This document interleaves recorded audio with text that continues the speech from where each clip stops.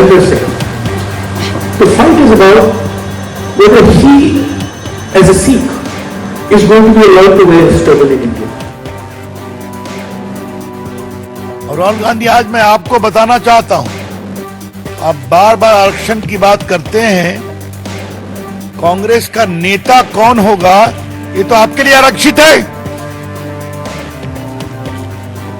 गांव की कहावत है, 100 चूहा खा के बिल्ली चली हज करने। जो कांग्रेस पार्टी आजादी के बाद से तुष्टीकरण की राजनीति की और वो आज पाठ पढ़ाने चले।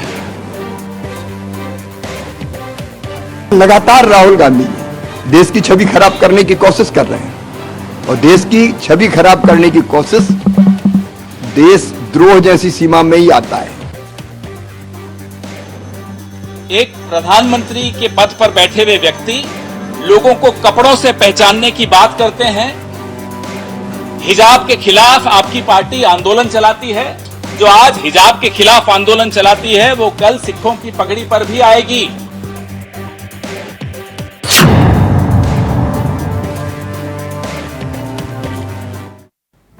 तो विदेश में बयान और देश में तूफान, सियासी तूफान।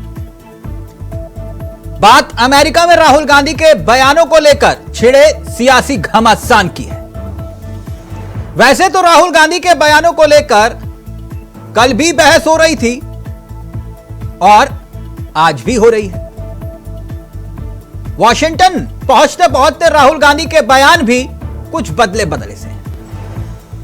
पहले की बहस थी जहां वो चीन की तारीफ कर रहे थे। भारत में स्किल को समान नहीं मिलने को लेकर बहस हो रही थी और चीन की तारीफ। लेकिन अब बात और बहस आरक्षण, चुनाव के नतीजों और सिखों की धार्मिक आजादी को लेकर राहुल गांधी के बयान पर है। लेकिन बहस की शुरुआत से पहले जरा समझते हैं कि राहुल गांधी ने क्या क्या कहा और उस पर क्या क्या प्रतिक्रिया है। जैसे कि राहुल गांधी ने कहा 2024 के नतीजों को लेकर, यहीं से शुरुआत करते हैं। राहुल गांधी ने 2024 के नतीजों पर कहा कि मुझे नहीं लगता कि निष्पक्ष चुनाव होते तो बीजेपी 240 सीट जीत पाती। चुनाव आयोग पर जो कहा वो आपके सामने, चुनाव आयोग वही कर रहा था जो बीजेपी चाहती थी। आरक्षण पर बोले, आरक्षण खत्म करने के बारे में तभी सोचेंगे जब भारत में सबको समान मौका मिलेगा। जाति जनगणना पर बोले कि भारत में 90% लोगों की सरकार में सिर्फ 10% हिस्सेदारी। इतना ही नहीं, यूसीसी के बयान पर कहा कि अभी टिप्पणी नहीं करूंगा। राहुल गांधी ने पीएम मोदी पर कहा कि मैं नरेंद्र मोदी के दृष्टिकोण से सहमत नहीं हूं, लेकिन मैं उनसे नफरत नहीं करता। फिर कहा कि हमने पहले भी गठबंधन सरकार चलाई है, आगे भी ऐसा कर सकते हैं। वहीं शिवराज सिंह चौहान आए, बोले कि राहुल गांधी भारत जोड़ो यात्रा निकाली लेकिन देश को नहीं जोड़ पाए, समझ नहीं पाए। अनुराग ठाकुर ने भी वार किया, लेकिन दिलचस्प बात यह कि मायावती सामने आई और कहा कि कांग्रेस सत्ता में आते ही SC ST OBC आरक्षण खत्म कर देगी। राहुल गांधी के एक के बाद एक बयानों पर छिड़ा विवाद। चीन, स्किल, आरक्षण, सिखों की धार्मिक आजादी और चुनाव आयोग। अब दो महत्वपूर्ण बिंदु इसमें, आरक्षण और सिखों की धार्मिक आजादी। अब इन्हीं बयानों को लेकर सियासी तूफान छिड़ा हुआ है और वार भी हो रहा है, पलटवार भी हो रहा है। लेकिन क्या राहुल गांधी विदेश में जो बोले उसी के कारण देश में भड़क रहे सियासी शोले, पगड़ी का जिक्र करके राहुल ने जो फिक्र जताई, क्या वो सही या फिर गलत? क्या वाकई में विदेश में राहुल गांधी ने देश का अपमान किया? आज इसी मुद्दे पर करेंगे चर्चा। हमारे साथ जुड़ेंगे मेहमान, लेकिन पहले आपको सुनाते हैं कुछ राजनीतिक बयान और फिर सीधा रुख करेंगे अपने मेहमानों की तरफ। The fight is about whether he, as a Sikh, is going to be allowed to wear his turban in India. Or he, as a Sikh, is going to be allowed to wear a kada in India. Or he as a Sikh is going to be able to go to Gurdwara. That's what the fight is about. And not just for him, for all religions. सीधी सीधी बात है कि आप एक प्रधानमंत्री के पद पर बैठे हुए व्यक्ति लोगों को कपड़ों से पहचानने की बात करते हैं। हिजाब के खिलाफ आपकी पार्टी आंदोलन चलाती है। जो आज हिजाब के खिलाफ आंदोलन चलाती है वो कल सिखों की पगड़ी पर भी आएगी, इसमें किसी को कोई शक नहीं है। राहुल गांधी जी को बताना चाहता हूं, ये सपने जकरिया खान से लेके अब्दाली से लेके औरंगजेब से लेके गोरों से लेके कांग्रेस ने सबने पाले थे। हमने इन सपनों को चकनाचूर किया है। सिख की दस्तार को हाथ नहीं डालने का सपना देख सकता, सपना भी नहीं देख सकता। और आप अपनी गंदी राजनीति करने के लिए, नफरत भरी राजनीति करने के लिए, देश को बांटने के लिए, समाज को बांटने के लिए, धर्म को बांटने के लिए इस हद तक चले गए हैं कि आज आप ये कहते हैं कि भारत के अंदर दस्तार सुरक्षित नहीं है, भारत के अंदर कड़ा कृपान सुरक्षित नहीं है। और राहुल गांधी, आज मैं आपको बताना चाहता हूं, आप बार बार आरक्षण की बात करते हैं। कांग्रेस का नेता कौन होगा ये तो आपके लिए आरक्षित है परिवार के नाम पर। वहां पर क्या किसी दलित और ओबीसी और किसी आदिवासी को स्थान मिल सकता है क्या? मैं रिपीट कर रहा हूं, आपका परफॉर्मेंस कुछ भी हो लेकिन नेता तो आप ही रहेंगे। तो आपने संविधान की भावनाओं के विपरीत अपने लिए आरक्षण करवा लिया। गांव की कहावत है, 100 चूहा खा के बिल्ली चली हज करने। जो कांग्रेस पार्टी आजादी के बाद से तुष्टीकरण की राजनीति की और वो आज पाठ पढ़ाने चले हैं, तो मेरे यहां कहावत है, जो अज्ञानी ज्यादा होते हैं वो अपने ज्ञान का प्रदर्शन ज्यादा करते हैं। यही राहुल गांधी है। एक कांग्रेस पार्टी थी जिसने बाबा साहब भीमराव अंबेडकर को समिति का अध्यक्ष बना के देश के लिए एक लिखा कानून, रिटन लॉ, एक रिटन कॉन्स्टिट्यूशन दिया। उसमें अगर दलितों का, शोषित समाज का आरक्षण किसी ने दिया तो वो कांग्रेस पार्टी ने दिया और आज उसी की बदौलत। इस समय जब भारतीय जनता पार्टी आरक्षण समाप्त करने की लड़ाई लड़ रही थी तो हम संविधान बचाने की लड़ाई लड़ रहे थे पिछले चुनाव में। लगातार राहुल गांधी जी देश की छवि खराब करने की कोशिश कर रहे हैं और देश की छवि खराब करने की कोशिश देशद्रोह जैसी सीमा में ही आता है। और संविधान पर हमले किसने किए? इमरजेंसी कौन ने लगाई? संविधान को तार तार करने का पाप किसने किया? से लेके कन्याकुमारी तक और अरुणाचल से लेके राजकोट तक इतने धर्म, इतनी जाति, इतनी भाषाएं हैं जिसको कांग्रेस देश का डीएनए एक सूत्र में पिरोता है। ये लोग उसमें संप्रदायवाद का जहर डाल करके सबको अलग करने की कोशिश कर रहे हैं। तो चलिए सीधा रुख करेंगे अपने मेहमानों की तरफ। आपको बता दें आज हमारे साथ इस चर्चा में जो मेहमान कार्यक्रम का हिस्सा बन रहे हैं वो चारों आपकी स्क्रीन पर आ चुके हैं। केसी जैन साहब बीजेपी के चेहरे हैं, फ्रेम हमेशा की तरह उनका थोड़ा फ्रीज है। हमारे साथ उपाध्याय जी इस कार्यक्रम का हिस्सा है, कांग्रेस के चेहरे हैं। रविंद्र प्रताप सिंह हमारे साथ है, समाजवादी पार्टी के चेहरे हैं। और साथ ही साथ एके मिश्रा राजनीतिक विश्लेषक और हमारे मित्र इस कार्यक्रम का हिस्सा है। मिश्रा जी, आप ही से इस चर्चा की शुरुआत करते हैं और फिर उसके बाद इस चर्चा को आगे बढ़ाएंगे। तो क्रिकेट होता है, क्रिकेट में होता है नो बॉल भी होती है, फुल टॉस भी होती है। राहुल गांधी ने नो बॉल भी फेंक दी और फुल टॉस भी दे दी। आरक्षण के मुद्दे पर राहुल गांधी कह रहे हैं कि खत्म करने के बारे में तभी सोचेंगे जब भारत में सबको समान मौका मिलेगा। यानी कि जो कल तक वकालत कर रहे थे आरक्षण, जातिगत जनगणना, क्या राहुल गांधी ने वाकई फुल टॉस दे दी है, वो भी नो बॉल पे? एके मिश्रा जी। मैंने कोई फुल टॉस नहीं दिया है। देखिए, कांग्रेस और राहुल गांधी की हालत ये हो गई है कि जैसे बंदर के बीच में लंगूर। आपने अगर कभी ये सिचुएशन देखी होगी, इसमें सबसे इंटरेस्टिंग और स्ट्रेटेजिक जो मुझे बयान लगा जो देश के लिए खतरनाक है, चाइना के ऊपर। मैं पूछना चाहता हूं कि उसी समय पे जापान, चीन और इंडिया, भारत एक साथ आजाद हुए थे। आपकी ही बादशाहत रही कांग्रेस पार्टी जिसके संस्थापक A.O. ह्यूम रहे हैं। जापान और चाइना आगे निकल गए, आप नहीं निकल पाए। तो यानी कि 60-70 साल जो आपकी सरकार, आपका नेतृत्व रहा, ये उसका फेल्योर है। दूसरी इंपॉर्टेंट चीज मैं बताऊं कि राहुल कांग्रेस के टाइम पे ही चाइना से जो कंप्रोमाइज हुआ था, जो ये आज तक बताते नहीं है, जो डॉक्यूमेंट किया था टाइम, उसके पीछे स्ट्रेटेजिक रीजन ये था ना कि भारत को इन्होंने चाइना का बाजार बना दिया, सारे एमएसएमई खत्म हो गए, एक छोटे मोटे दिया लड़ी हमारे भगवानों की मूर्ति भी वहां से आने लगी, और जो बेनिफिट चाइना कमाता था उसका कुछ न कुछ हिस्सा कांग्रेस को जरूर जाता रहा होगा। सरकार इसकी जांच करवाए ताकि ये इनकी मौज मस्ती कांग्रेस तो चीन से मोहब्बत अब सरकारों की खत्म हो गई है? नहीं, सरकार खत्म हो गई है, लेकिन प्रेशर तो है ही ना चीन का। मोहब्बत देखिए, अच्छा। नहीं, क्योंकि आप जो है अर्थशास्त्र को भी बहुत अच्छी तरीके से समझते हैं। इंपोर्ट और एक्सपोर्ट जरा अगर आप देश को समझा पाए तो कुछ ज्यादा क्लियर हो पाएगा, वो चीन से मोहब्बत वाली बात। मैं आपको बता रहा हूं, देखिए इंपोर्ट एक्सपोर्ट सारे देश करते हैं क्योंकि आप एक वैश्विक परिवेश में रहते हैं और हर चीजें किसी एक देश में नहीं होती हैं। जिस हिसाब से, क्योंकि उस वक्त मैं जॉब करता था तो मैं देखता था जिस हिसाब से भारत को इन्होंने चाइना के ऊपर अवलंबित कर दिया।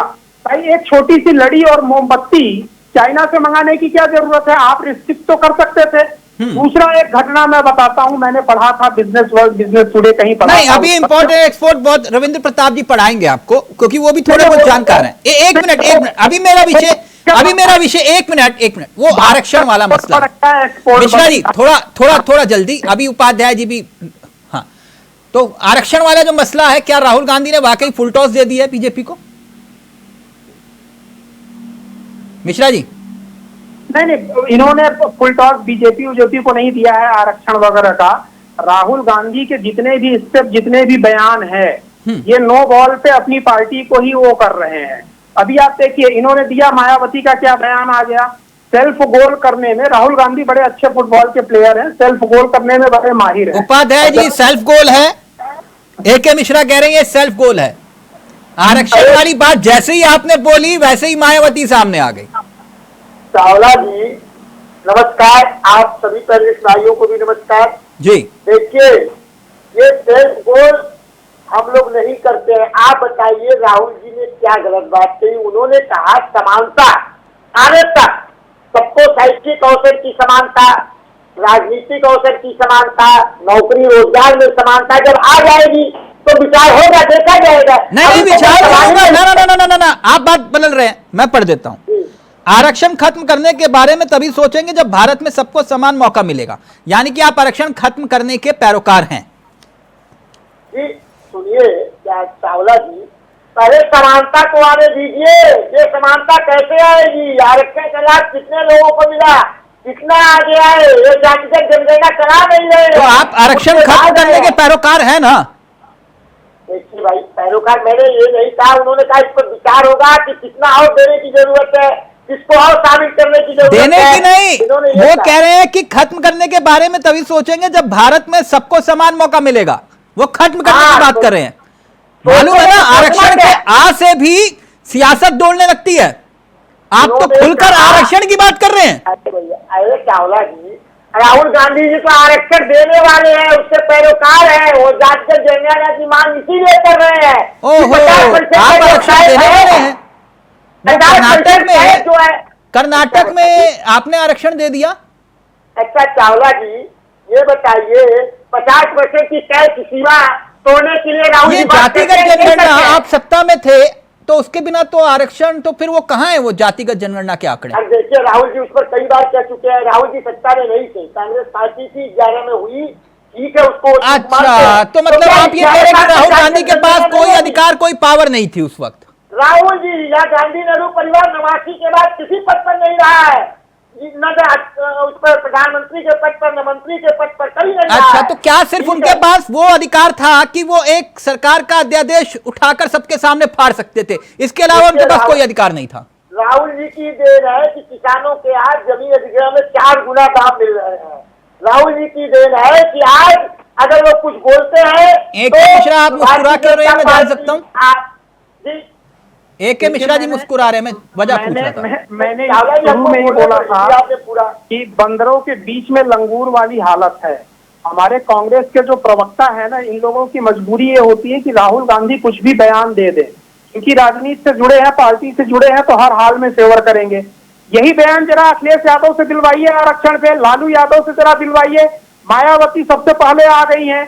मैं मायावती को आज भी दलितों का एक सबसे बड़ा व्यक्तित्व मानता हूँ। उपाध्याय जी कह रहे क्या गलत बोला ये बता दो, कह रहे क्या गलत बोला राहुल गांधी ने? अरे उनको क्या गलत समझ में आएगा, मैंने वही बोला ना, उनको कोई गलत, उनको देखिए उनको सारी चीजें अच्छाई ही अच्छाई समझ में। जो आरक्षण का मूल उद्देश्य था आपने जो सही बोला, जनगणना मत कराइए, आप मायावती को समझा दीजिए कि आपने नीति के द्वारा आरक्षण खाने का प्रयास किया। आप मायावती जी को समझा दीजिए कि आपने आरक्षण का घोटाला किया और फिर उनको सुप्रीम कोर्ट भेजवा दिया कि मामला फंस जाए। सरकारी कंपनियां बेच दिया अपने सरकारी नौकरियों में आरक्षण का लाभ था, जिसको तो आप राहुल या भारतीय जनता पार्टी, राहुल गांधी के जितने बयान हैं सुन लीजिए। सभी कंपनियां बेच दी, कहाँ से आरक्षण मिलेगा? राहुल जी कह रहे हैं 3 महीने 4 महीने खोए रहे, 4 महीने बाद इनका सपना टूटा। अरे 90 सीट का मतलब प्राइम मिनिस्टर बनना नहीं होता है। 4 महीने तक तो राहुल गांधी और कांग्रेसी लोग उनको प्राइम मिनिस्टर समझते रहे। 4 महीने बाद जब सपना टूटा है तब उनको ख्याल आया अरे यार अभी तो मैं 250 सीट पीछे हूँ सरकार बनाने के लिए, तो अब चलो करो, अब क्या करो, तो रूल जुलूल हिंदू धर्म। एक बात ए.के. मिश्रा ने एक बात बड़ी दिलचस्प कही ए.के. मिश्रा ने। मिश्रा जी ये कह रहे हैं, रविंद्र प्रताप जी कह रहे हैं जो बयान राहुल गांधी ने बोला है वही अखिलेश यादव से बुलवा दो आरक्षण को लेकर। कह रहे हैं वो आरक्षण का आई बोल दे सिर्फ इस मसले को लेकर जो राहुल गांधी ने कहा है, जो ए.के. मिश्रा कह रहे हैं। रविंद्र जी क्या आप इस बयान का समर्थन करते हैं? आरक्षण खत्म करने की बात कर रहे हैं राहुल गांधी। आरक्षण एक नैसर्गिक प्रक्रिया है, उसको कोई खत्म नहीं कर पाएगा। ये अपने परिवार से शुरू होता है और सरकारों तक जाता है। ट्रेन में भी आरक्षण होता है, परिवारों में कमजोर बच्चे के प्रति आरक्षण होता है, कभी भी नहीं खत्म। नहीं वो परिवार वाला आपके यहाँ आरक्षण वाली बात ठीक है, लेकिन जो ए.के. मिश्रा कह रहे हैं जो बयान राहुल गांधी ने दिया वही बयान जो है वो अगर अखिलेश यादव दे देते। रविंद्र जी का फोन डिस्कनेक्ट हो गया, प्लीज कनेक्ट करवाइए। केसी जैन साहब जी ये राहुल गांधी का बयान आपके लिए वाकई फुलटॉस है? देखिए चावला जी, आवाज मिली हमारी आपको? जी। पहली बात तो ये कि जब भी राहुल गांधी जी किसी भी कंट्री में जाते हैं बाहर, तो कहीं ना कहीं देश के मुद्दों को इस तरीके से उठाते हैं जैसे वो भारत की संवैधानिक व्यवस्था को घेरने का काम कर रहे हैं। अब वहां पर केवल आरक्षण की बात नहीं की, उन्होंने कहा कि भाई सिख हैं जो उनको आजादी चाहिए। अरे सिखों की आजादी का क्या मतलब वो लेना चाहते हैं? और ये भी कह रहे हैं कि आरक्षण को खत्म करने की जिस तरीके से बात की उसकी बहन जी ने भी आलोचना की, रामदास अठावले जी ने भी आलोचना की, बहुत सारे जो दलित चिंतक है उन्होंने उसकी आलोचना की। एक तरफ आप कहते हैं आरक्षण होना चाहिए, दूसरी तरफ आप बाहर जाके कहते हैं कि नहीं ये खत्म भी हो सकता है। फिर सिखों की आजादी की बात करते हैं। आप चुनाव आयोग के ऊपर भी वहां जाके प्रश्न लगाते हैं कि चुनाव आयोग भारत देश का किस प्रकार से काम कर रहा है। तो यानी कि मंशा क्या है? आप जिस देश में रह रहे हैं, जिस देश की खा रहे हैं, जिस देश की जनता का नेतृत्व करने की आप बात कर रहे हैं, जहाँ पे आप सरकार बनाने की बात कर रहे हैं, जहाँ पे आप जिस देश में आप प्रधानमंत्री बनने का ख्वाब देख रहे हैं, उसी देश की संवैधानिक, यानी विदेश में जाकर इस तरह की बात नहीं बोलनी चाहिए। नहीं आप देश की आलोचना का क्या मतलब, इसको क्या कहेंगे? अगर कोई और बोला होता तो क्या कहते आप? उसको देश का गद्दार कह रहे होते आप। ठीक, आप उसको कहते कि देश के साथ आप ये क्या कर रहे हैं? ठीक, लेकिन राहुल गांधी ने देश का अपमान कर दिया। नहीं, और देखिए अगर जो हमारी संवैधानिक संस्था है, आप राजनीतिक बातचीत करिए, आपको कोई पे कोई और सहयोग चाहिए अलग बात हो सकती है। अच्छा, मैं बड़ा हैरान होता हूं कि ये राहुल गांधी को देश की यूनिवर्सिटी नहीं बुलाती हैं, विदेश की यूनिवर्सिटीज बुलाती हैं, है ना? वही चीज चावला जी। नहीं एक मिनट या बुलाने की हिम्मत नहीं है या फिर बुलाती नहीं, वो एक अलग बात है। लेकिन केसी जैन साहब, आपने कहा कि राहुल गांधी ने विदेश में जाकर ये बातें कही इसलिए अपमान हो गया देश का। मुझे एक बात बताइए, मैं 2015 में शंघाई में पीएम मोदी का एक पुराना बयान देख रहा था।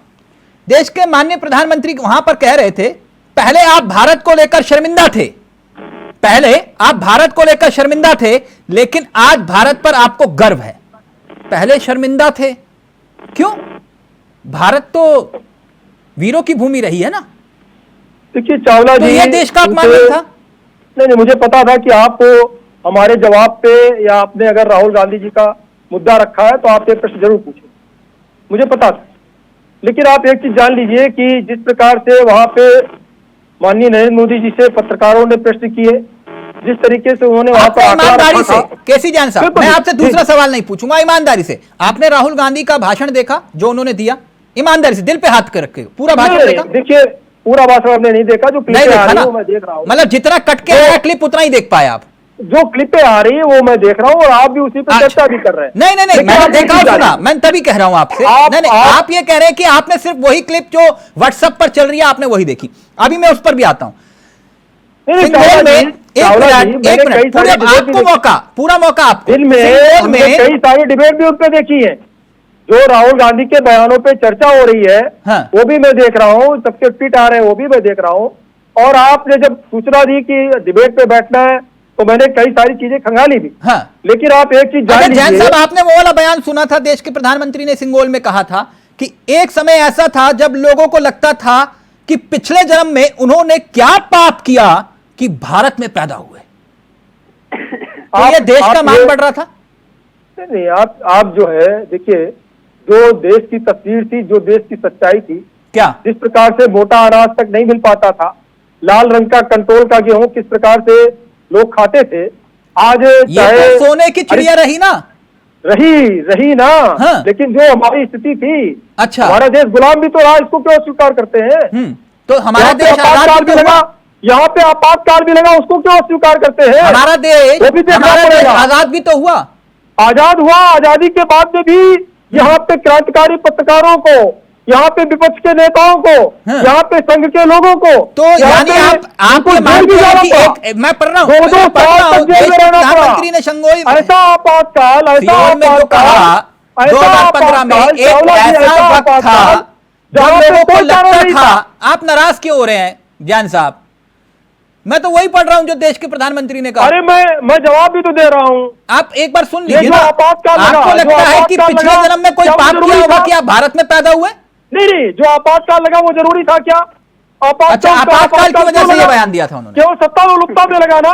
इंदिरा गांधी जी बड़ी रहना चाहती थी प्रधानमंत्री, तो यानी वहां देश का मान बढ़ रहा था जब आप भारत में पैदा होने पर पाप महसूस कर रहे थे पिछले जन्म में आपने। देखिए चावला जी, देश में जिस समय पाकिस्तान से हुआ पहला आपातकाल लगा, बांग्लादेश अलग हुआ, दूसरा आपातकाल लगा, लेकिन जो तीसरा आपातकाल लगा 1975 में, यानी 2014 से पहले देश आजाद नहीं था। नहीं, 2075 में जो आपातकाल लगा, क्या वो आजाद भारत देश का हिस्सा उसको आप मतलब 2014 के बाद ही देश में विकास? जो यात्राएं मिली क्या वो सही थी? जितनी यात्राएं अंग्रेजों ने नहीं दी, उससे ज्यादा यात्राएं आजाद भारत में 1975 में लोगों को, क्रांतिकारियों को भोगना पड़ा। क्या ये सही था?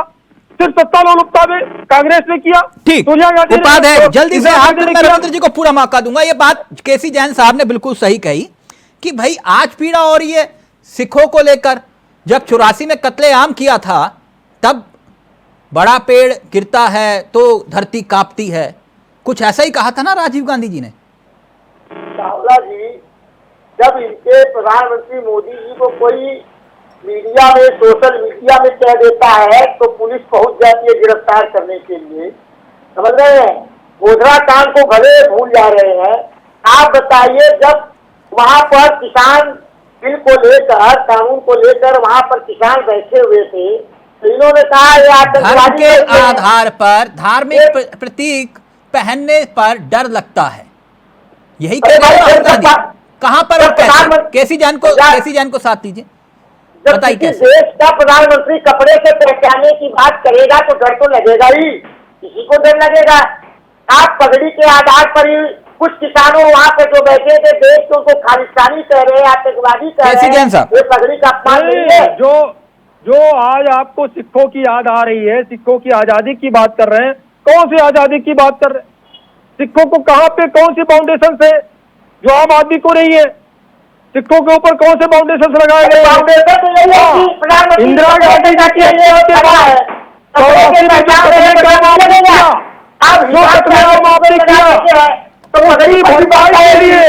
उसकी भरपाई के लिए आपने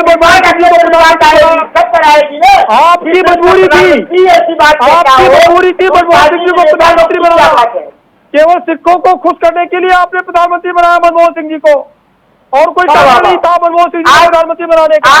आपने कभी माफी नहीं मांगी, 84 के लोगों के लिए कभी नहीं मांगी, भारत की विविधता का न्याय किया उसके लिए अमेरिका भी जब अरे जब भारत देश में जब आपकी सरकार थी, आपकी सरकार होते सब कुछ दे दिया था सिखों को।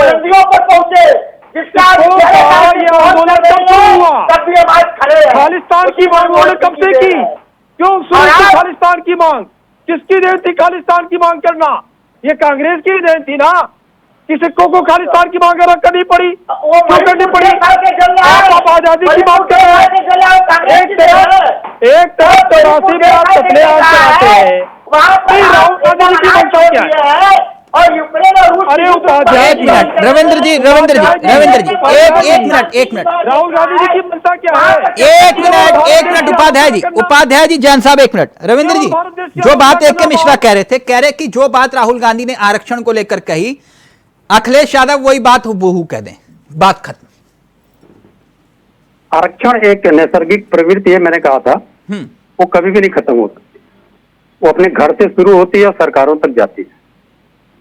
अपने घर से शुरू होती है मतलब मैं समझा नहीं आपकी बात। तो ये तो खत्म हो ही नहीं सकती है। मतलब अपने घर से शुरू होती है। AK मिश्रा जी का ऑडियो प्लीज PCR अगर सुन रहा हो तो। जी तो ये खत्म होने वाली चीज नहीं है। ठीक है, इसके राजनीतिक मायने हर बार अलग अलग लगाए जाए। नहीं, घर से शुरू होती है मतलब मैं आरक्षण की प्रक्रिया में समझा नहीं।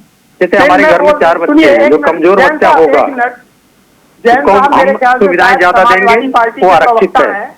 एक मिनट, रविंद्र जी जैन मिश्रा जी, रविंद्र जी हैं, वो कह रहे हैं घर से प्रक्रिया शुरू होती है आरक्षण की। नहीं, आप ये एकदम सत्य वचन है, और इसमें मैं अखिलेश भैया को या समाजवादी पार्टी को धन्यवाद देता हूँ।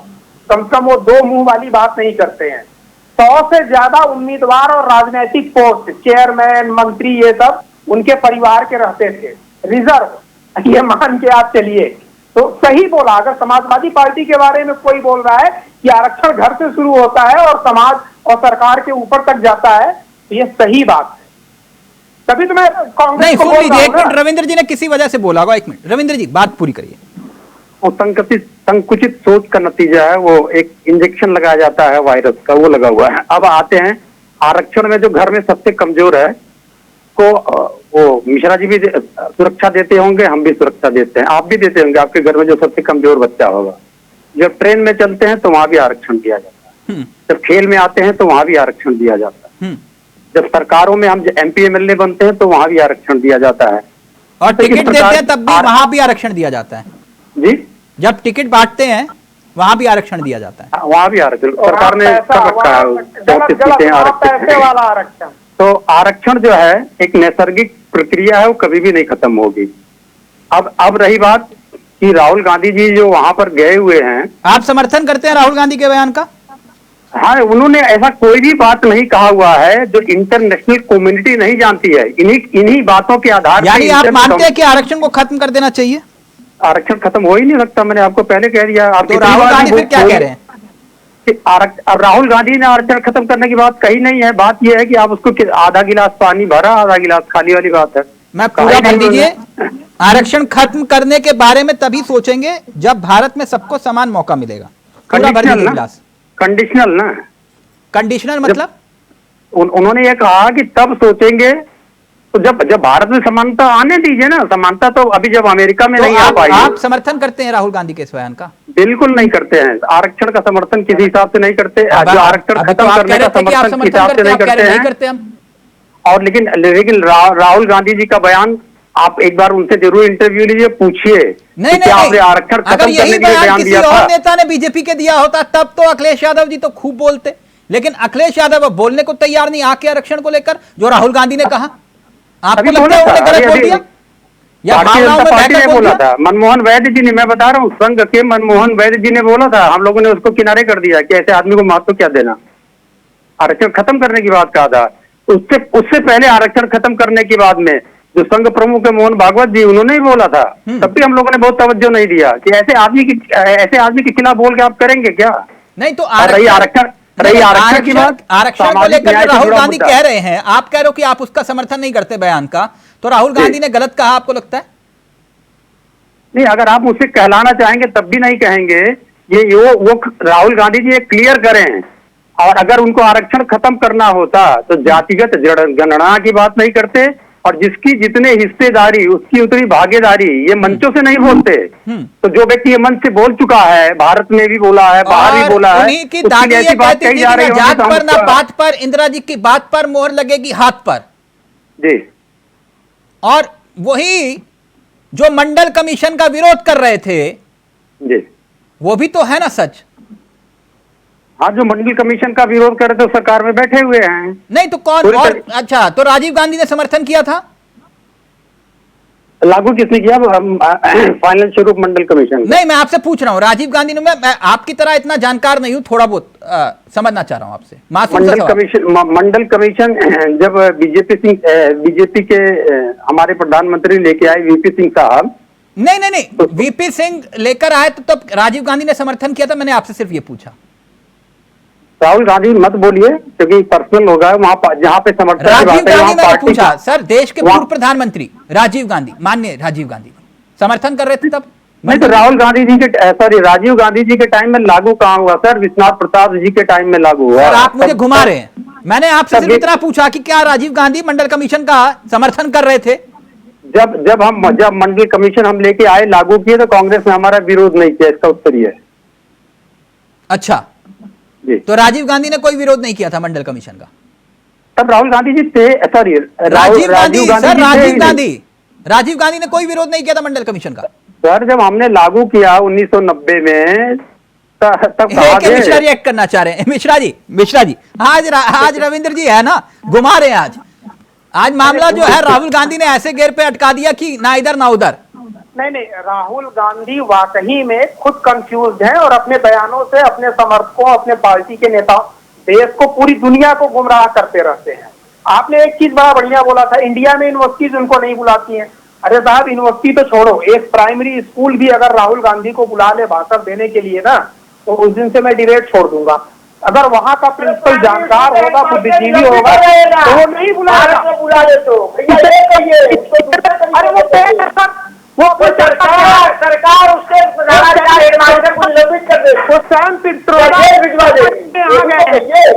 राहुल गांधी अमेरिका नहीं गए हैं, सैम पित्रोदा अपने चाचा जी के यहाँ, जो उन्होंने ऑर्गेनाइज किया है फंक्शन, सब कुछ पेड है। हमसे पूछिए, सब कुछ पेड है। अच्छा, आपको पता है? आप पता है क्या सवाल पूछ रहे हैं, क्या जवाब देने हैं, वो भी पेड है। गलती से किसी प्रकार तो ये तय होता है कि आम काट के खाते हो या चूस के, हैं? ये तय होता है? नहीं, आप कैसे भी खाइए। नहीं तो ये आप कह रहे हो कि पेड़ है वहाँ, ये आपको कैसे जानकारी? नहीं, चावड़ा जी मेरी बात सुनिए।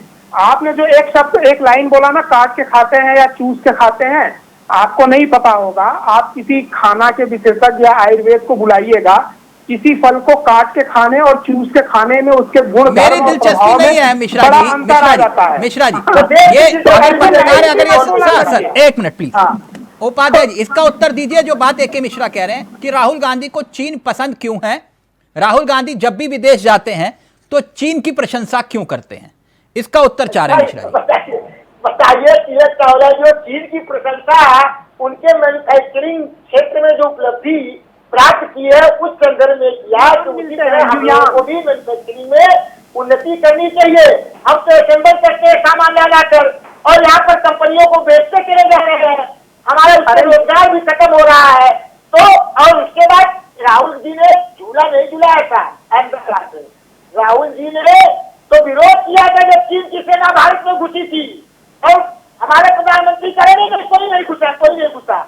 बाद में इन्हीं के मंत्रियों ने कहा कि हाँ चीन ने इतना हुआ, हमने वापस दे दिया। जब जो वापस गए नहीं है, हमारे कई दर्जन जवान शहीद हो गए, लेकिन चीन घुसा हुआ है। अभी प्रधानमंत्री कहते नहीं, चीन नहीं घुसा हुआ है। नहीं, चीन क्यों इतना पसंद है? चीन की प्रशंसा क्यों करते हैं आप? कहा पसंद है? चीन की उन्नति के बारे में उन्होंने कहा कि चीन उन्नति कर रही है।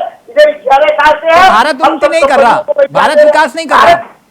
भारत बहुत विकास किया, लेकिन जब यूपी और कांग्रेस की और हम लोग इंडिया गठबंधन के सहयोग की सरकार अच्छा अच्छा, तो आपकी सरकार में ही विकास हुआ, कोई भ्रष्टाचार नहीं हुआ।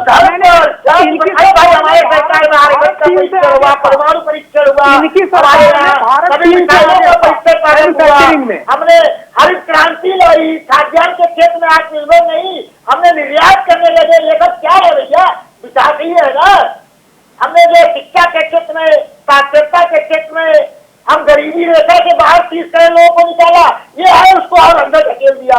30 करोड़ लोगों को अंदर कर दिया, 80 करोड़ अब खाद्यान्न जो है दे रहे हैं तो जी रहे हैं बेचारे।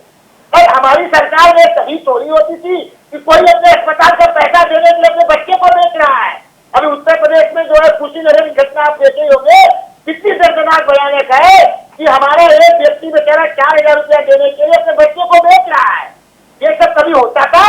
अच्छा, तो मतलब चीन जो है आपकी नजर में आइडियल है, मतलब ऐसा देश होना चाहिए चीन के जैसा? नहीं, आर्थिक उन्नति के क्षेत्र में वो जिस तरह से निर्माण के क्षेत्र में, मैन्युफैक्चरिंग के क्षेत्र में कंपनियों को, लेकिन जो बात रविंद्र जी कह रहे हैं कि राहुल गांधी को ये स्पष्ट करना चाहिए आरक्षण को लेकर जो उन्होंने बात बोली, यही कह रहे थे ना रविंद्र जी कुल मिलाकर? नहीं, मैंने कहा कि आप लीजिए और उनसे स्पष्ट करिए। वो तो सटायर किया था उन्होंने, सटायर है वो, चीन पे भी सटायर ही है जो आपने कहा। उपाध्याय जी जल्दी से, फिर मैं जैन साहब आपके पास आ रहा हूँ। हाँ तो बताइए क्या इस संदर्भ में पूछ रहे हैं? राहुल आरक्षण को लेकर स्टैंड क्लियर है ना आपका कि वक्त आएगा तो खत्म कर देंगे? अरे राहुल जी तो और 50% ऊपर बढ़ाने की बात करते हैं, आप पैसा रखे खर्च करने की बात करते हैं। पहले समानता को लाइए।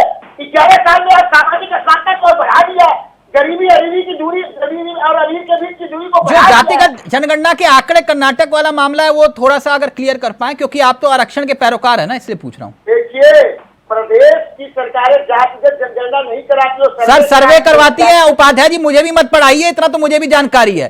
केंद्र सरकार के पास अधिकार होता है, इतनी जानकारी मेरे पास भी है। जो सर्वे के आंकड़े पड़े हुए, जैसे आपने कहा कि बिहार में हमें क्रेडिट चाहिए, हम बैठे हैं क्रेडिट बिहार वाला, तो कर्नाटक वाला भी ले लो ना, क्या दिक्कत है? तो भैया कर्नाटक में क्या नहीं हुआ? जातिगत जनगणना की जो है पहले केंद्र में करा दे, पूरे देश से मालूम हो जाएगा। अच्छा अच्छा, ओके, राज्य की जरूरतें नहीं है। ओके होगा और उसमें आर्थिक भी कराना, किसके पास कितने ठीक, समझ गया उपाध्याय जी। मीठा मीठा गप गप, कड़वा कड़वा थू थू। ओके ओके, केसी जैन रहेंगे अब, सिर्फ केसी जैन साहब। केसी जैन साहब, आप कह रहे हैं कि राहुल गांधी ने सिखों का अपमान कर दिया, यही कह रहे हैं ना? नहीं, देखिए चावला जी, दरअसल क्या है कि भी आदरणीय मिश्रा जी ने जो बात कही कि दरअसल कांग्रेस कंफ्यूज है। नहीं, राहुल गांधी ने सिखों का अपमान किया, आप कह रहे हो? मैं बता रहा हूं, कांग्रेस किसी मुद्दे पे टिक नहीं पा रही है और उसको एन केन प्रकार सत्ता चाहिए, लेकिन कांग्रेस की मंशा ये स्पष्ट हो गई है कि कांग्रेस चाहती है कि आरक्षण समाप्त हो भारत देश। और लेकर के एक मिनट उपाध्याय जी प्लीज बीच में मत बोलिए। जैन साहब, मैं इतना जानना चाह रहा हूं कि सिखों के बारे में जो भी राहुल गांधी ने कहा, उन्होंने देश का और सिखों का अपमान किया, आप ये कह रहे हैं? नहीं, बात ये नहीं है। हाँ। बात ये है कि जो देश के अंदर की चीजें हैं वो भारत के संविधान को ले जा करके बाहर पहुंचते हैं, वो भारत की न्यायिक व्यवस्था के ऊपर बाहर जाके सवाल उठाते हैं, जैसे वो भारत देश की चुनावी व्यवस्था के ऊपर सवाल उठाते हैं। जैसा कि उन्होंने पहले भी कहा था कि यहाँ पे जो चुनाव आयोग है वो दबाव में काम करता है, यहाँ पे न्यायपालिका सरकार की दबाव में काम करती है, यानी कि आप अपनी जो संवैधानिक व्यवस्थाएं हैं उनका माखौल उड़ाने का काम करते हैं। और जो आरक्षण को लेकर के भारत देश में जब आप होते हैं तब आप कहते हैं जाति जनगणना होनी चाहिए, हम आरक्षण के पक्ष में। वही जब आपकी जो वास्तविक मंशा है कांग्रेस की, जब बाहर कहीं पे इंटरव्यू होता है, कोई आरक्षण वाले मसले पर मैं आपसे चर्चा करूंगा, कर भी रहा हूं, वो स्पष्ट कर देते हैं कि आरक्षण नहीं होना चाहिए, आरक्षण खत्म होना चाहिए। सिखों वाला जो मसला है जिसको लेकर आप अपनी नाराजगी जता रहे हैं, राहुल गांधी ने, आप ये कह रहे हो कि गलत बोला? नहीं, देखिए राहुल गांधी ने वहां पर जिस प्रकार से कहा, अपमान किया सिखों को मुक्ति चाहिए, नहीं वो एक नया मुद्दा छेड़ है। नया मुद्दा छेड़, लेकिन एक बात, लेकिन अस्थिरता पैदा कर रहे हैं। अच्छा, अस्थिरता पैदा कर रहे हैं। मुझे एक बात बताइए, आज आपको पीड़ा हो रही है कि सिखों का अपमान किया जा रहा है या पगड़ी की बात की जा रही है, मुझे एक बात बताइए, जब किसान आंदोलन हो रहा था और किसान धरने पर थे और उसमें किसान कई ऐसे थे जो सिख थे और उन्हें खालिस्तानी बोला जा रहा था, तो क्या उनका मान बढ़ाया जा रहा था? देखिए, उसके कौन कह रहा बाद था में खालिस्तानी? नहीं, उसमें से कई सारे लोग ऐसे भी गिरफ्तार हुए जो दूसरे देशों का झंडा लहरा रहे थे। आप सिखों को अगर खालिस्तानी साबित कर रहे हैं या साबित करने की कोशिश कर रहे हैं, तो या आप समझ नहीं रहे सिख कम्युनिटी को? बिल्कुल नहीं। देखिए चावला जी, अगर ये मान हो रहा था, ये मान बढ़ा रहे थे आपके नेता? मेरी बात सुन लीजिए ना, किसी जाति किसी धर्म के लोग अगर उनमें से 2, 4, 5 लोग अलग विचारधारा के हों तो पूरे उस समाज को गलत नहीं कहा जा सकता। तो फिर वो कौन थे जो समाज को गलत साबित कर रहे थे? अगर बैंक में किसी बैंक का एक जैन साहब, वो कौन से आपके नेता थे जो पूरे समाज के ऊपर उंगली उठा रहे थे? अगर किसी बैंक का मैनेजर गुरु गोविंद सिंह जी के लालों को नहीं जानते, जिन्होंने अपनी शहादत दी इसी देश के लिए? देखिए चावला जी, भारतीय जनता पार्टी सारे धर्मों का सम्मान करती है। और क्या सिखों हमारी भारतीय जनता पार्टी में नहीं है क्या? सिख समुदाय के लोग, क्या हमने उनको मंत्री नहीं बनाया? 4 साहबजादे कौन थे? क्या उनको हमने मुख्यमंत्री नहीं बनाया क्या? गुरु तेग बहादुर के बारे में नहीं, हमने क्या मुख्यमंत्री नहीं बनाया? अगर आप खालिस्तानी साबित कर रहे तो क्या देश का मान बढ़ा रहे थे? वो अपना समर्थन नहीं दिया। वो सिखों का मान बढ़ रहा था जब खालिस्तानी कहा जा रहा था? बिल्कुल नहीं कहा गया, सबको नहीं कहा गया। जिन लोगों ने गलत काम किया उनको गिरफ्तार भी किया गया, उनको जेल भी भेजा गया। जो गलत है, गलत काम करेंगे, उनको गिरफ्तारी भी होगी, जेल भी जाएंगे, मुकदमा भी लिखा जाएगा। आप मानते हैं ना, कहा गया था ना सर, खालिस्तानी कहा गया था ना, मैं तभी कह रहा हूं। नहीं, उसमें थे किसान जो जिंदाबाद, खालिस्तान जिंदाबाद के नारे लगाए लोग थे, जिन्होंने लगाया। तो फिर देश के प्रधानमंत्री ने बाद में ये क्यों कहा कि माफी मांगना सबसे पवित्र आंदोलन था? उनको गिरफ्तार किया गया, उनको जेल भेजा गया, जो खालिस्तान जिंदाबाद लगाने वाले थे। ठीक, अगर मुझे एक बात बताइए, फिर देश के प्रधानमंत्री ने पंजाब गए थे और उन्होंने एक बात कही थी कि मैं पंजाब से जिंदा वापस लौट कर आ गया। उस समय सरकार किसकी थी पंजाब में? कांग्रेस की। कांग्रेस ने जो षड्यंत्र किया वो किसी से छुपा हुआ था क्या? किस प्रकार से वहां पे रोका गया प्रधानमंत्री जी को? तो धर्म के आधार पर कौन बांट रहे थे? भीड़ ने किस प्रकार से रोका वहां पर? धर्म के आधार पर क्या लोगों को नहीं पीटा? अगर राहुल गांधी आप कह रहे हो गलत बोल रहे हैं, तो क्या धर्म के आधार पर, केसी जैन साहब, क्या धर्म के आधार पर आज भी लोगों को नहीं पीटा जा रहा? आप ये कह रहे हैं? कांग्रेस ने षड्यंत्र किया वहां पर और प्रधानमंत्री जी को रोका। अब आपके सवाल आ गए, एक जवाब मेरा ले लीजिए। एक सवाल और बचा है, उसके बाद उत्तर दे दीजिएगा। क्या धर्म के आधार पर आज भी लोगों को नहीं पीटा जा रहा? आप ये कह रहे हैं? बिल्कुल नहीं हो रहा। देखिए धर्म के आधार पर लोगों को नहीं पीटा जा रहा। देखिए जहां पर हमारी सरकारें हैं, जिन स्टेटों में हमारी सरकारें हैं, किसी भी प्रकार का कोई भेदभाव नहीं है। धर्म के आधार पर नहीं पीटा जा रहा। अगर कहीं पे कोई घटना सामने आती है, उस पर त्वरित एक्शन होता है, आप कह रहे हो कि कहीं नहीं पीटा जा रहा, धर्म के आधार पर लोगों को पीटा जा रहा है कि नहीं? कार्रवाई होती, बिना भेदभाव की कार्रवाई होती। अगर कोई गलती करेगा तो कार्रवाई होगी, लेकिन धर्म के आधार पर लोगों को पीटा जा रहा है जैन साहब की नहीं? देखिए चावला जी, जो विषय आप लेके आए उस पर आप मेरा जवाब क्यों ले रहे हैं? सबसे आप जवाब ले रहे हैं, मेरा भी जवाब ले लीजिए 1 मिनट। जो विषय आपका है, हमसे विषयात्मक जवाब ले रहे हैं। जो विषय है उसको आप यहाँ पे डिरेल कर रहे हैं, आप ही पूछ के डिरेल कर रहे हैं। मैं ये कह रहा हूं कि भारत देश के बाहर जाकर भारत देश की आलोचना क्यों? हर बार राहुल गांधी जी आलोचना क्यों करते हैं? चाइना में वीआईपी ट्रीटमेंट राहुल गांधी को क्यों मिलता है? अमेरिका में जाकर के क्यों कहते हैं भारत देश में जो संवैधानिक व्यवस्था है वो काम नहीं कर रही है, ठीक से काम नहीं कर रहा है वहां पर न्यायपालिका सरकार। रविंद्र जी, पहले आप उपाध्याय जी और के मिश्रा जी आपके पास आऊंगा। रविंद्र जी, वो ये कह रहे हैं कि चीन को लेकर ये मोहब्बत समझ में नहीं आती राहुल गांधी की। चीन की मोहब्बत वर्तमान सरकार से बहुत अच्छा है और जो मोदी जी हैं उनका तो बहुत अच्छा मित्र है। वो जितनी वंदे भारत एक्सप्रेस ट्रेनें बनी हुई हैं सब चीन का सामान है। अब आते हैं जो राहुल गांधी जी के सटायर पे, और उस सटायर की गंभीरता को समझिएगा। आयात निर्यात घाटा पूछ रहे थे, अभी आप मीरा जी से नहीं बताए, $238 अरब पिछले फाइनेंशियल ईयर में था। इसमें से जो चीन का हिस्सा है 118 अरब डॉलर, लगभग 50% हमारा आयात निर्यात का घाटा चीन के नाते था। मतलब मोदी जी ने हमको पूरी तरीके से चीन पे आश्रित कर दिया है। और ये जो घाटा है पेट्रोलियम से नहीं है, जो सबसे बड़ा हम इंपोर्ट करते हैं, ये घाटा जो है ज्यादातर एफएमसीजी प्रोडक्ट से है, केमिकल से है, कुछ कृषि है। तो मतलब हम रोजमर्रा के चीज के लिए पूरी तरीके से चीन पे डिपेंडेंट हैं। ये मोदी जी की उपलब्धि है। बोले नहीं पीछे भी था, पीछे का भी बता देते हैं। 2013-14 में यह घाटा 58 अरब डॉलर था, जो अब बढ़ के 118 अरब डॉलर हो गया है। तो मोदी जी की कृपा पात्र है चीन। अब उसमें जो सबसे बड़ा हथियार का मामला है, हथियार का टोटल मैन्युफैक्चरिंग दे दिया है अडानी को इन्होंने, इजराइल की कंपनी के समर्थन में। उसकी जो एक सब्सिडरी कंपनी है काम करने वाली अडानी की, वो सिंगापुर बेस्ड है, उसका मालिक चीन का है। चीन से तो बहुत खुश है मोदी जी। जब चीन से मोदी जी खुश हैं तो उस पर हम जाकर प्रहार करेंगे ही करेंगे, क्यों नहीं करेंगे प्रहार। और अगर राहुल गांधी जी ने इस सत्यता को बताया है कि मोदी जी ने भारत को एक बाजार बना दिया है, और बाजार भी किसका, चीन का बाजार बना दिया है, अमेरिका का भी नहीं, जापान का भी नहीं, चीन का बाजार बना दिया है। एके मिश्रा, जो बात रविंद्र जी कह रहे हैं आप इत्तेफाक रखते हैं कि आपने तो चीन का बाजार बना दिया पूरा देश को?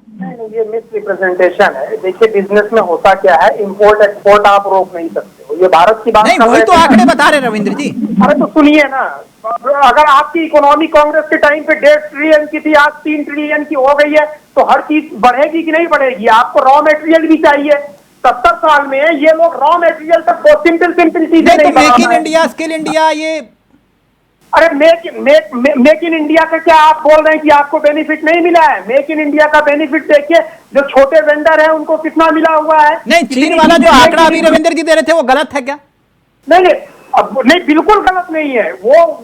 इनकी इच्छा या प्रेजेंटेशन गलत है। मैं बोलता हूँ 1.5 ट्रिलियन की इकोनॉमी थी और आज 3 ट्रिलियन की हो गई, तो हर चीज बढ़ेगी ना। रविंद्र जी अभी ये बोल रहे हैं कि भारत के ऊपर ये जो बोलते हैं, अभी बोला मोदी जी भी बोलते हैं कि हम विश्व की 5वीं नंबर की अर्थव्यवस्था हो गए हैं, लेकिन ये नहीं बताते हैं कि हम विश्व के सबसे बड़े बाजार हो गए हैं।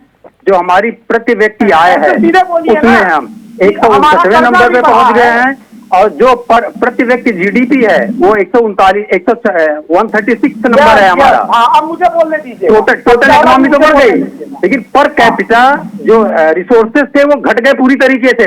क्यों घट गए? क्योंकि भारत के 10% लोगों के पास ये सारा चला गया। 55% की जो यहाँ इकोनॉमी है उसमें 10% लोगों का कब्जा है। उन 10% लोगों में से 1% लोगों के पास में ओके, जल्दी से एके मिश्रा पहले आप जल्दी से, फिर उपाध्याय जी आपके पास आ रहा हूं।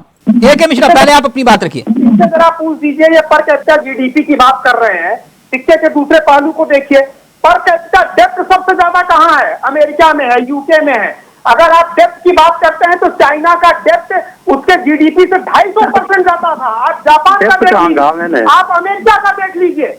नहीं तो इनके लिए बांग्लादेश की इकोनॉमी उदाहरण है, वही बना दीजिए, इसमें ये खुश रहेंगे। इनके लिए बांग्लादेश, पाकिस्तान, जितनी इकोनॉमी की इन्होंने तारीफ की, रघुराम नाथन ने तारीफ की, इनके नेता ने तारीफ की, बांग्लादेश, पाकिस्तान सबकी इकोनॉमी देख लीजिए, वही बना दे। आपके हिसाब से जो इकोनॉमी का फंडा है, बांग्लादेश बना दे, श्रीलंका बना दे। इनसे सवाल पूछ लीजिए, इनको बांग्लादेश और श्रीलंका का सिस्टम पसंद है ना? जल्दी से प्लीज रविंद्र जी। पहली बात तो मैंने कर्ज की बात किया ही नहीं था, तो ये बीच में कर्ज ले आए। दूसरी बात, ना हमने बांग्लादेश का नाम लिया ना पाकिस्तान का नाम लिया। प्रति व्यक्ति जीडीपी जो इंटरनेशनल रैंकिंग है वो बताना कोई गलत नहीं है, प्रति व्यक्ति आय जो है बताना गलत नहीं है। चलिए उन्होंने डेप्थ छोड़ दिया तो डेप्थ पे भी आ जाते हैं। हमारा जो पिछले फाइनेंशियल ईयर में विदेशी कर्ज था वो 663 अरब डॉलर का था। उसके अगेंस्ट में हमारे पास जो रिजर्वायर था, फाइनेंशियल रिजर्वायर, वो 682 अरब डॉलर का, मतलब लगभग जो हमारे पास विदेशी मुद्रा का इकट्ठा है हमारे पास में, उसी के बराबर कर्ज है। तो आप किस इकोनॉमी की बात कर रहे हैं? आप अपनी बात करिए, बांग्लादेश पाकिस्तान से क्यों सोच रहे हैं? आप भारत की बात करिए, भारत के प्रति चिंतित रहिए। भारत में जो कब्जा कर रहा है विदेशी मार्केट, और फिर आपने इतना पैसा खर्च कर दिया मैन्युफैक्चरिंग सेक्टर में, आत्मनिर्भर होने में, सब चीजों में इतना पैसा खर्च कर दिया, तो वो रिफ्लेक्ट क्यों नहीं कर रहा है? भारत कर्जदार क्यों होता चला जा रहा है? एक मिनट पहले उपाध्याय जी, ये विषय बहुत गंभीर है, इस पे आंकड़ों पर चर्चा होनी चाहिए। लेकिन उपाध्याय जी मुझे एक बात बताइए, जो नैरेटिव पिछले 1 साल से आप लोग बनाने की कोशिश कर रहे थे, मुद्दा अखिलेश यादव का था, आप लोगों ने मुद्दे की धार देखी, समझा और आपने कहा कि नहीं यही है, इसी को पकड़ लो, आरक्षण, जातिगत जनगणना। हर मंच पर, हर चौराहे पर, हर किसी से पूछा, अब पत्रकारों से भी पूछ लिया पकड़ के, इधर आओ तुम्हारी जात क्या, पहले ये बताओ, और फिर सवाल पूछना। किसी ने कहा ब्राह्मण, तो उन्होंने कहा ना, पहले वो SC ST वाले लेकर आओ, फिर ये इस टाइप का मामला था। लेकिन अब राहुल गांधी जो बात कह रहे हैं, आपको नहीं लगता कि जो माहौल और जो नैरेटिव आप लोगों ने बनाया था, उस पूरे नैरेटिव की हवा निकल सकती है? जी कोई हवा नहीं निकलेगी।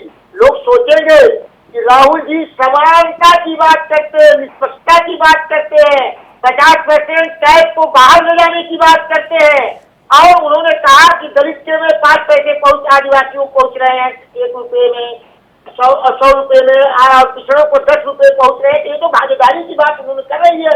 तो किसके पास संसाधन है, इससे तो लोग जान रहे हैं कि राहुल जी कितनी जानकारी है, देश के जो है वंचित समुदाय के लोग हैं उनको वो आगे लाना चाहते हैं। और उन्होंने कहा कि आरक्षण के एक माध्यम है, हम तमाम और कोशिश करना चाहिए जिससे वंचित समाज के लोग जो है उच्च समाज के बराबरी में आए।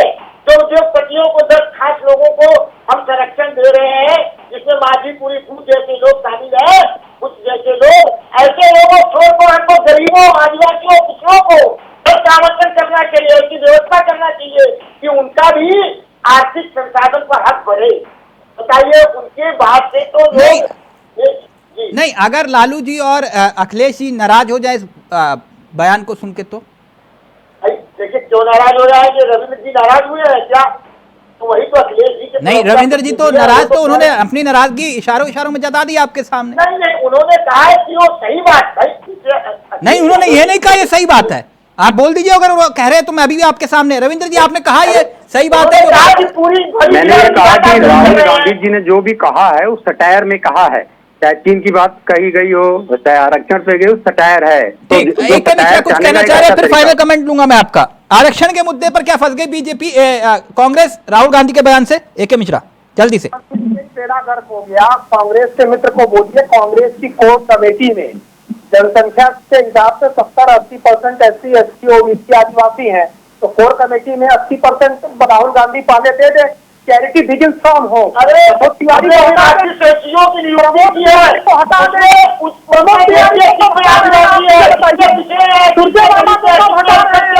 हरियाणा को बताइए हमारा हाल का देख लीजिए, जो हरियाणा में नियुक्ति हुई है टिकट नहीं मिल रहा है, जो राहुल जी कहते हैं को टिकट क्या है, तो बरसात किया है आप लोग, तिवारी को बैठा है हमारे जितनी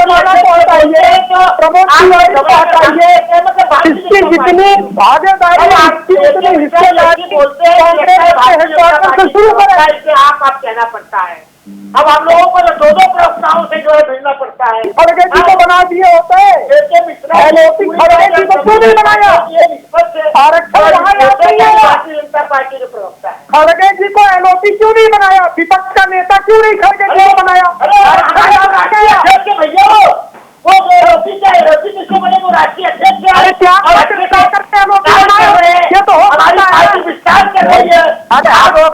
LOP किसको बनाएंगे? मिश्रा जी आप फिर अगर वो LOP खड़गे जी बनते तो आप कहते कि भैया अध्यक्ष खुद बन रहे, है ना? अब वो तय आप करेंगे कि LOP कौन बनेगा? नहीं, मैं नहीं, अपने इनके सिद्धांत करेंगे। कांग्रेस का सिद्धांत है कि आरक्षण दिया जाना चाहिए, नहीं ठीक, प्राथमिकता पे देना चाहिए। राष्ट्रीय सचिव को नियुक्ति किया, उसमें सबकी भागीदारी है कि नहीं? आप एक मिनट मिश्रा जी और उपाध्याय जी प्लीज, अभी 1 मिनट। सर वो अपराधियों की जाति ढूंढ रहे हैं, मिश्रा जी आप बात कर रहे हो, अपराधियों से पूछ रहे हैं कि भैया पहले इसका आधार कार्ड चेक करो और फिर गोली मारो, है ना? पहले देख लो कि किस जात का, फिर गोली मारो, पहले आधार चेक करो। वो सामने से गोली मार रहा है तो तब भी वो जो है पुलिस को हाथ जोड़े कि भैया पहले आधार कार्ड दिखाओ, गोली बाद में मारना, फिर देखेंगे किस जात की, फिर मारेंगे, है ना? आजकल तो अपराधी की जात हो रही है चेक, कहां मिश्रा जी आप उसमें उलझ रहे हैं? जी अपराधी तो छोड़िए, अखिलेश भैया तो पत्रकार की जात पूछते हैं जवाब देने के पहले। हाँ, कौन बिरादर, मिश्रा हो, पांडे हो, तिवारी हो, और गलती से वो मुसलमान निकल गया तो जेल गए। जिस देश में मुख्यमंत्री राजनेता पत्रकारों से सवाल का जवाब देने के पहले जांच पूछते, तो इनकाउंटर। ये जो आरक्षण वाला मसला है, केसी जैन साहब, आपको लगता है कि राहुल गांधी ने बयान देकर जो है, और आप लोगों ने भी तुरंत लपका, रविशंकर प्रसाद भी आए, उन्होंने परिवार का भी जिक्र किया, आरक्षण का भी जिक्र किया, लेकिन एक बात मुझे बताइएगा, ये आरएसएस में 7 सरसंचालक हुए। आप आरक्षण की बात कर रहे हैं, मैं इसलिए ये बात कर रहा हूं, आरएसएस में 7 सरसंचालक हुए, 6 ब्राह्मण हुए, क्या वहां भी सीट आरक्षित है? देखिए चावला जी, वास्तविकता तो यह है कि संघ में पता ही नहीं चलता कौन किस जाति का है। अच्छा, जाति तो आगे जो सरनेम है वो तो गायब ही हो जाता है। अच्छा, आने के बाद तभी ये 100 साल में 7 सरसंचालक हुए और 6 ब्राह्मण हुए। नहीं, कितने दलित हुए? ये तो राहुल गांधी का फार्मूला हो गया कि भाई जिन लोगों ने बजट तैयार किया उसमें से कितने एससी थे, तो आरएसएस में उसमें से कितने एससी थे? नहीं, आरएसएस में ब्राह्मण ही सरसंचालक होंगे? नहीं, तो क्या कांग्रेस में अब तक जितने प्रधानमंत्री हुए वो क्या परिवार के बाहर? नहीं, तो आप तो आरक्षण के पैरोकार रहे ना, आप तो दलितों को आगे बढ़ाने की बात करते हो, एससी एसटी को आगे बढ़ाने की बात करते हो, तो वहां भी आरक्षित है मामला। चावला जी देखिए, सही बात तो यह है कि कांग्रेस नहीं चाहती कि आरक्षण व्यवस्था लागू, कांग्रेस चाहती है। मैं आपसे पूछ रहा हूं, आरएसएस आरक्षण भी समाज होना चाहिए, जातिगत जनगणना कराई, होना चाहिए सरसंचालक, इन्होंने जातिगत जनगणना कराई लेकिन डाटा नहीं पेश किया। आप जैन साहब इन्होंने महिलाओं का आरक्षण दिया, नहीं दिया सदन के अंदर अब तक। जैन साहब आप घुमा रहे हैं, आरक्षण महिलाओं को होना चाहिए, इन्होंने दिया नहीं दिया। जैन साहब आप घुमा रहे हैं, मैं आपसे पूछ रहा हूं कि क्या कोई दलित भी सरसंचालक हो सकता है आगे?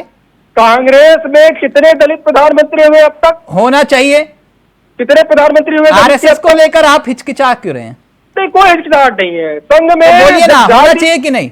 जाति देख के जब निर्णय नहीं होता है तो जाति देख के निर्णय तो आरक्षित है मामला वहां? नहीं, कोई आरक्षित नहीं है। अभी तो कह रहे हैं कि आप जात नहीं देखी जाती, जाति देख करके कोई निर्णय नहीं होता है। तो कोई यहाँ भेदभाव है, यहाँ सब एक साथ बैठ करके एक पंक्ति में एक साथ बैठ करके भोजन करते हैं। ओके, वक्त इजाजत नहीं दे रहा, लेकिन इतना जरूर है कि राहुल गांधी ने बीजेपी को फुल टॉस दे दी और अब बीजेपी खुलकर खेल रही है उस गेंद पर जो राहुल गांधी ने फेंकी है।